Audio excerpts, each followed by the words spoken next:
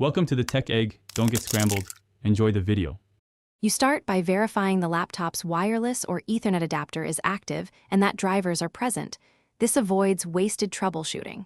Once done, choose your source: wired Ethernet, USB tethering from a separate device, or a portable hotspot device. Plug cables, enable the adapter, and prepare network credentials. Make sure to switch off airplane mode. If using a hotspot device, power it and confirm visible SSID. These first steps get you into connection setup quickly and reliably. Now you perform the detailed connection and configuration.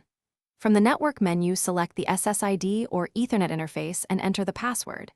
If DHCP doesn't work, assign a static IP, subnet mask, gateway, and DNS exactly as the provider specifies.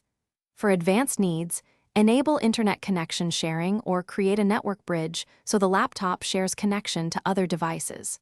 Make sure firewall rules allow traffic. These steps ensure stable routing and correct name resolution for apps. Finish by verifying connectivity, ping 88888 and a domain name to confirm DNS, then open a browser to load a page.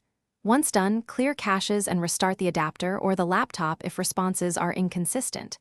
If problems persist, renew DHCP lease or reinstall the network driver for hotspots, power cycle, and check signal strength.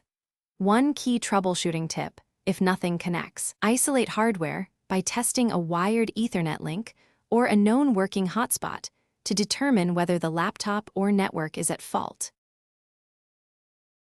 Thanks for watching. Consider subscribing if I helped unscramble your problems.